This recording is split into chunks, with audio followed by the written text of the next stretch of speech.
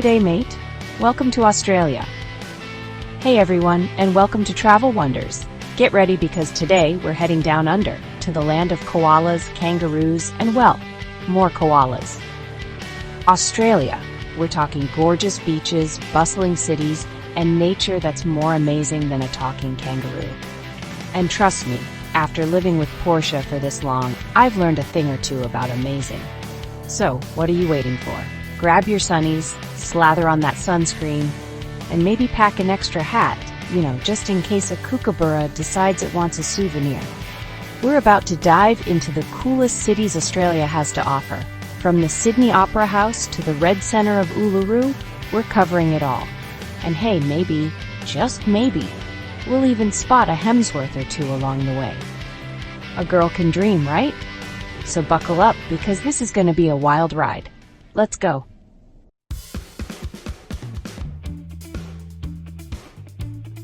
Sydney, land of the Opera House and surfing. First stop, Sydney. You know it, you love it. It's the city with the most iconic building this side of, well, anywhere really. I'm talking about the Sydney Opera House, of course. It's like someone took a bunch of giant white seashells and said, let's make some music. Seriously, you can't visit Sydney without getting your picture taken with this architectural masterpiece. And don't even get me started on the harbour. It's like a postcard came to life with those sparkling blue waters and sailboats just gliding along. I bet even Dory would be impressed, and she's seen a lot of oceans. And speaking of impressive, you can't miss the harbour bridge. It's like the cooler, older sibling of the Opera House. And guess what? You can actually climb it. That's right, you can climb all the way to the top and get the most amazing views of the city. Me? I'm good down here with my feet firmly planted on the ground, thank you very much. But hey, if heights aren't your thing, there's always Bondi Beach. It's the place to be for sun, sand, and oh yeah, some seriously good-looking lifeguards. Just picture yourself soaking up the sun, catching some waves, and maybe even spotting a celebrity or two. No judgment here, we've all got our priorities.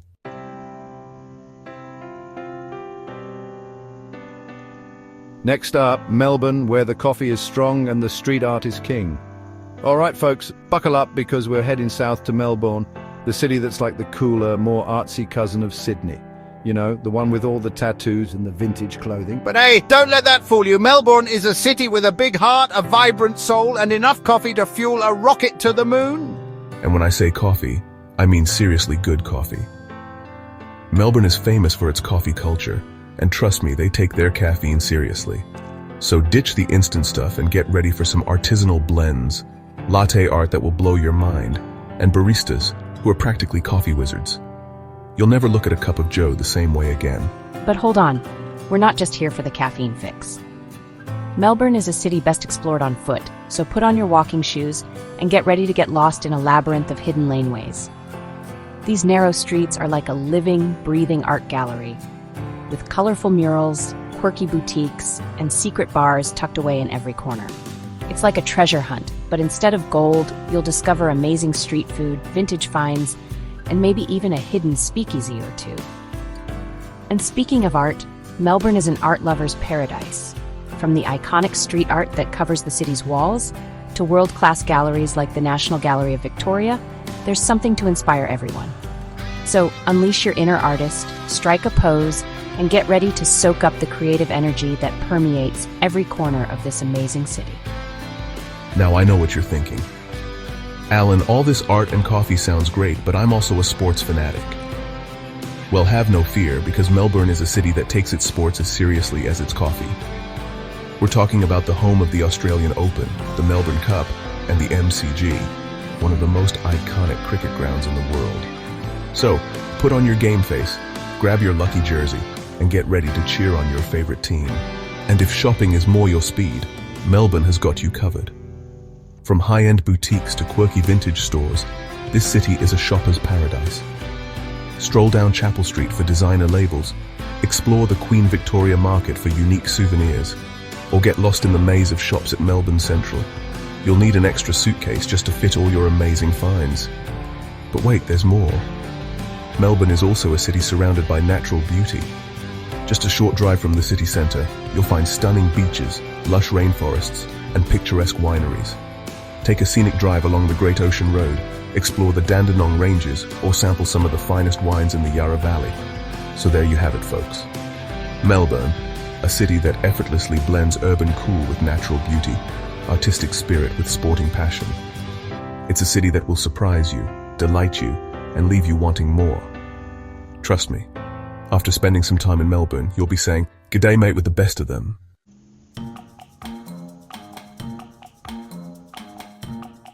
Next city, Brisbane, sun, fun and culture on the river. Hey everybody, let's hop over to Brisbane, Queensland, which is basically Australia's sunshine capital.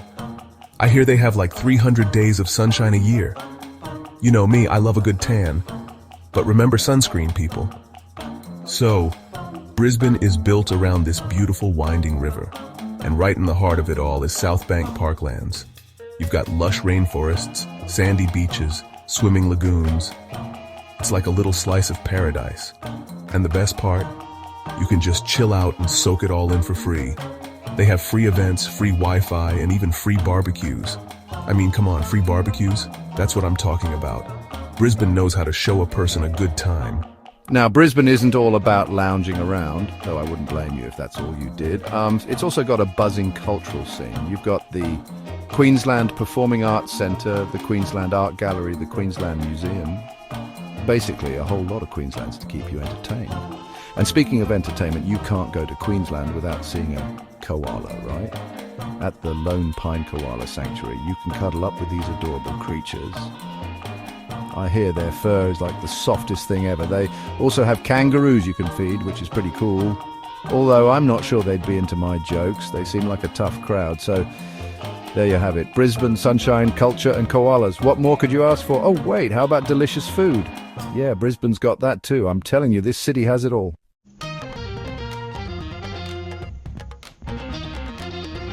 And now Perth, where city chic meets beach bliss.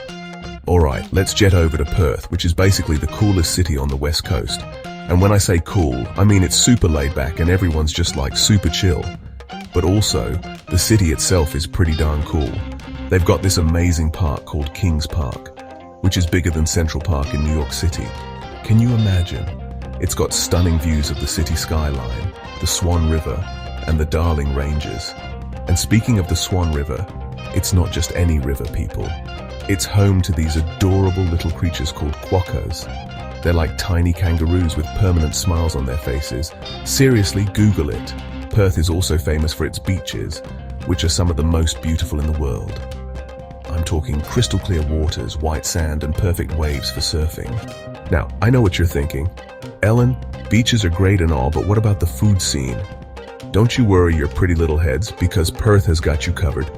From trendy cafes to award-winning restaurants, Perth has something for everyone. And let me tell you, the seafood is to die for. And after you've stuffed yourself silly with delicious food, you can walk it off by exploring Perth's many laneways. They're filled with quirky boutiques, hidden bars, and amazing street art. So there you have it, Perth, a city that's as beautiful as it is relaxed. Trust me, you're going to love it.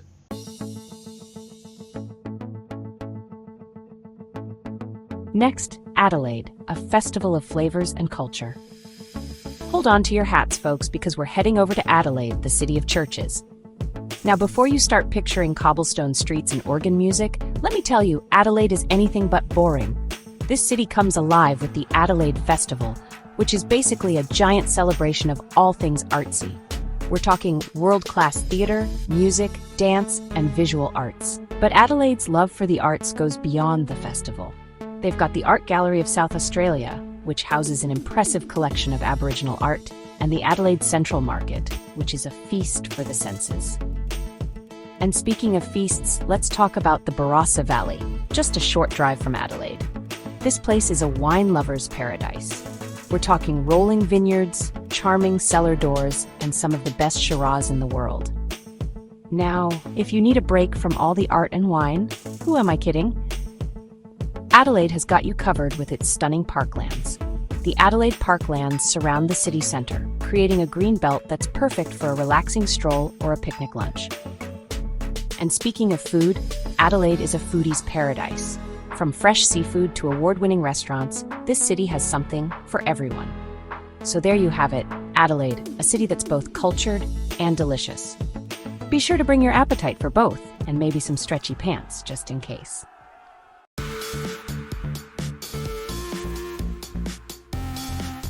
G'day everyone and welcome to Canberra, our capital city.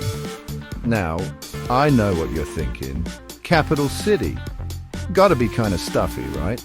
Lots of politicians in suits talking about, well, whatever it is politicians talk about.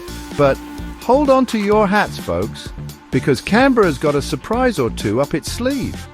First up, Parliament House. It's this amazing building, really something to see, with a giant grassy roof you can walk on. Can you imagine walking on a roof, looking out over the city, and maybe spotting a politician or two down below? And speaking of politicians, you might even bump into the Prime Minister. Maybe offer to make him a sandwich, you know, something with avocado. Everyone loves avocado. Just maybe leave the hot sauce at home. Wouldn't want to start any international incidents, right? But Canberra's not all about politics, thank goodness. It's got beautiful parks and gardens and this amazing lake, Lake Burley Griffin, right in the middle of the city. You can go for a walk, have a picnic, rent a paddle boat. The possibilities are endless.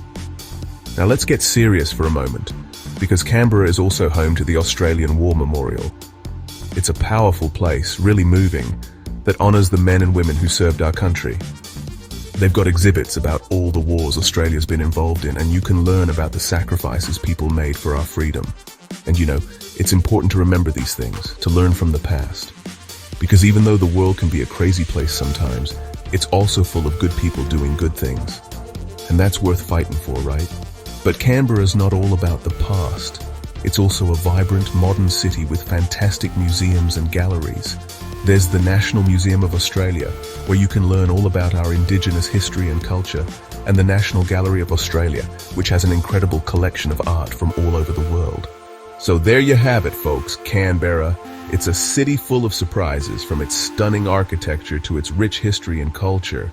And who knows, you might even spot a politician or two along the way. Just, maybe keep the hot sauce handy, just in case.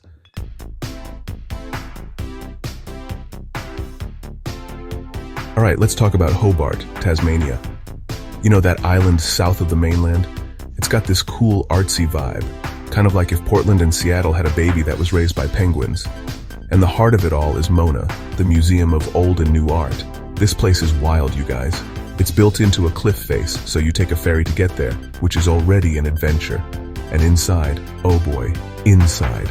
Imagine ancient Egyptian sarcophagi next to modern art installations that make you go, huh, interesting. It's like a fun house designed by Salvador Dali and your coolest art teacher combined. You've got everything from thought-provoking exhibits to a wall made entirely of vaginas. Yep, you heard that right. It's definitely a place that will spark conversation and maybe a little bit of existential dread, but in a good way. You know, the kind that makes you appreciate art and life a little bit more now when you're done being all cultured and whatnot. Head over to Salamanca Place. It's this historic waterfront area with cobblestone streets and these charming Georgian buildings that have been converted into galleries, boutiques, and restaurants. Imagine strolling along, sipping on a flat white, and browsing through handmade jewelry. It's the perfect place to find a unique souvenir, or you know, just soak up the atmosphere. And speaking of atmosphere, you can't miss Mount Wellington towering over the city. Hop on a bus or rent a car and take a drive up there. The views are breathtaking, seriously. You can see all of Hobart, the Derwent River, and on a clear day, even the ocean beyond. It's enough to make you want to grab your hiking boots and explore every inch of this beautiful island.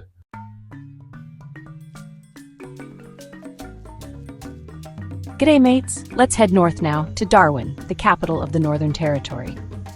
Now Darwin is a fascinating mix of outback toughness and tropical paradise. Think crocodiles, waterfalls, and markets bursting with exotic fruits. And if you're looking for a true Aussie adventure, you gotta visit Kakadu National Park. We're talking ancient rock art, cascading waterfalls that'll take your breath away, and wildlife encounters that'll make your heart skip a beat. Imagine cruising down a river, spotting crocs basking in the sun, while colorful birds serenade you from the trees. It's like stepping into a nature documentary, only better because you're actually there. And don't forget to bring your camera, because you're going to want to capture every moment of this incredible experience. Now, after a day of exploring the Outback, it's time to unwind on the beach. Mindle Beach is the place to be. Every Thursday and Sunday night, it transforms into this vibrant marketplace. You can find everything from Aboriginal art and jewellery to delicious street food from all over the world. Grab some satay skewers, a mango smoothie, and find a spot on the sand to watch the sunset. Talk about a perfect way to end the day, right? But wait, there's more.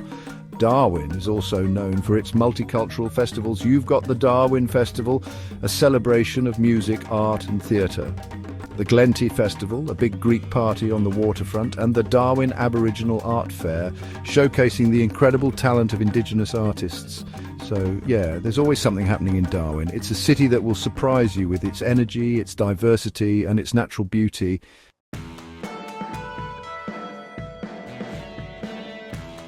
Well, that's a wrap on our whirlwind tour of Australia's top cities. From the iconic Sydney Opera House to the vibrant markets of Darwin, we've covered a lot of ground.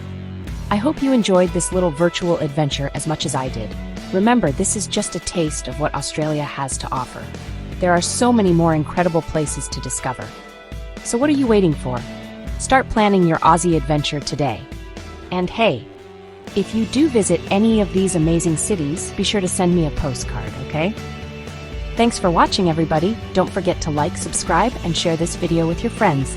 And remember, life is short, so book that trip, eat that extra Tim Tam, and go have an adventure.